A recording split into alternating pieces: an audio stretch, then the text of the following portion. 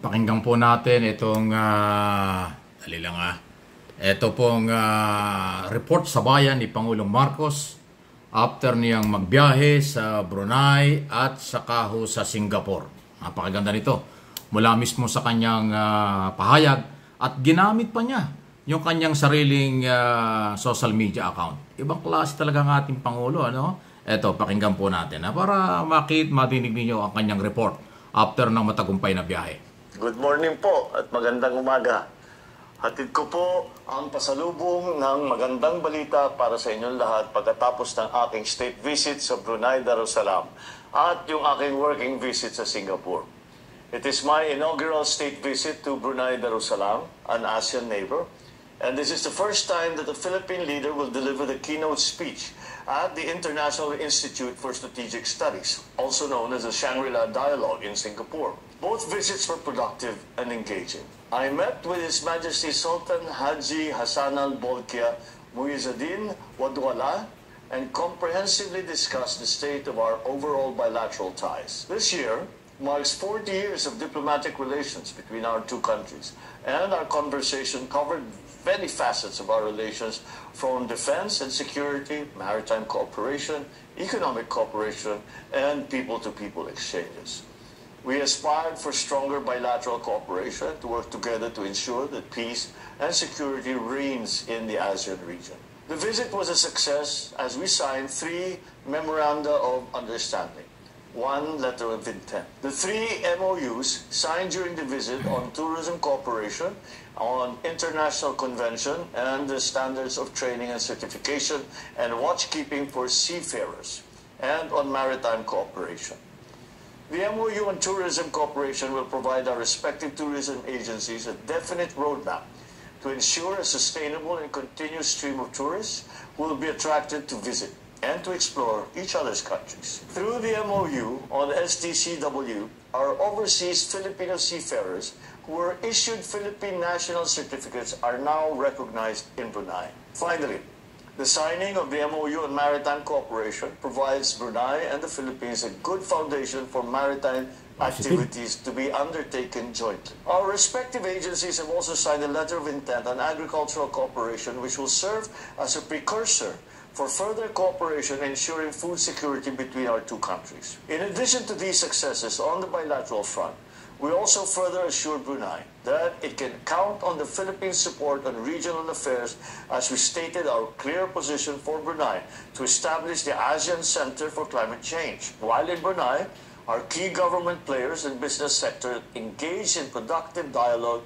with their counterparts. The Philippine Business Forum highlighted agribusiness, renewable energy, halal development, and opportunities in the Bimpiaga and BARM. The forum, attended by 200 representatives from diverse Bruneian business sectors, explored collaborative opportunities and showcased the Philippines' potential as a significant player in the Bimpiaga region. The established linkages between the Philippines and Brunei business sectors are expected to yield significant commercial benefits, including increased trade and investment opportunities, enhanced market access for goods and services, and the sharing of technological innovations and best practices. The meeting with the energy sector was attended by executives from oil and gas companies such as Brunei Shell Petroleum Company Sendiran Berhad, Brunei LNG Sendiran Berhad, Total Energies in Brunei, Serikandi Oilfield Services Sendiran Berhad, and the Adnin Group of companies. Through this engagement, we learned that Brunei is actively exploring renewable energy sectors opportunities by establishing interconnections with neighboring countries. I share that likewise, the Philippines is also attempting to increase the share of renewable energy on top of the current oil and gas energy mix with the help of existing legislation such as the Renewable Act of 2008.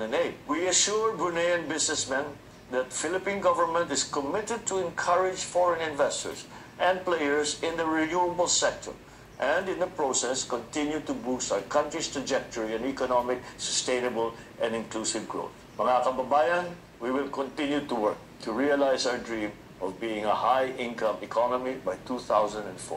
While we are on the topic of jobs, I also met with the Filipino community in the Sultanate. Through the years they have spent here, they have proven to be an invaluable part of the economy of the Sultanate. During our engagement, I assured them of my administration's tireless endeavors and projects in ensuring their safety and well-being. Maraming salamat po sa inyong lahat. Makakasiguro po kayo na ipapatupad ko ang aking pangako, and in the near future, there will be abundant jobs in the country so that overseas employment will become a choice, not a necessity. In Singapore, I met with the leaders of the country, namely President Tharman Shanmugaratnam and newly appointed Prime Minister Lawrence Wong. The deep bonds of friendship between our countries are evident in all our conversations. The President has already graced our invitation for him to visit and is planning a visit to our country in August. And the Prime Minister, he says he will follow as quickly as he can. And this is very important, as most especially 2024 marks 55 years of diplomatic relations between the two countries. We committed to work hard in pursuing the signing of 3 near-completion MOUs by the time the Singaporean President visits Manila later this year. Most importantly, the visit also offered us an opportunity to tell the region and the world the Philippines' outlook on our vision for the region. I delivered the 2024 keynote address at the IISS Shangri-La Dialogue, where I expounded the realities and constraints that we now, as active players in the region, face. Mga kababayan, as a responsible member of the international community, I took the opportunity of the Shangri-La Dialogue to tell the representatives of at least 48 countries in front of me that the lines we draw on our waters are derived not from imagination, but from international law. Unlike others, we submitted our assertions to rigorous legal scrutiny by the world's leading jurists. Besides the keynote speech, the Shangri-La Dialogue also allowed us to meet with other countries who are interested in the Philippines' cause. I met with representatives from Lithuania and some of the members of the U.S. congressional delegation and discussed future ways to improve collaboration and cooperation between our countries. My promise to all Filipinos, we will use every opportunity and continue to build bridges that will ensure a long-lasting peace and stability in our region. Marami pong salamat. Ayun ang ganda, kompletong-kompleto po yung report sa bayan, ulat sa bayan ni Pangulong Marcos after na magtagumpay ang kanyang biyahe dyan po sa Brunei at Singapore. Salamat, Mr. President. Ginamit pa niya yung kanyang sariling social media account. Kanyang kasipag ang Pangulo, Alanganin oras kasi yung pagbalik galing ng abroad. So, social media niya ang ginamit para iparating sa bayan ng lahat ng kanyang nagawa sa dalawang bansang kanyang pinanggalingan. Ganyang katindi. Tapos binabanatan pa ng iba, binabanatan pa ng mga anti-Marcos na mga Pilipino. Ewan ko na lang sa inyo. Okay? So, salamat dun sa social media ng ating Pangulo na sinusuportahan ng mga Pilipino at saka yung RTBM na nagko-cover niyan at mga staff na nagko-cover dahil nga po sa yan ay mga opisyal na pahayag ng Pangulo para sa bayan.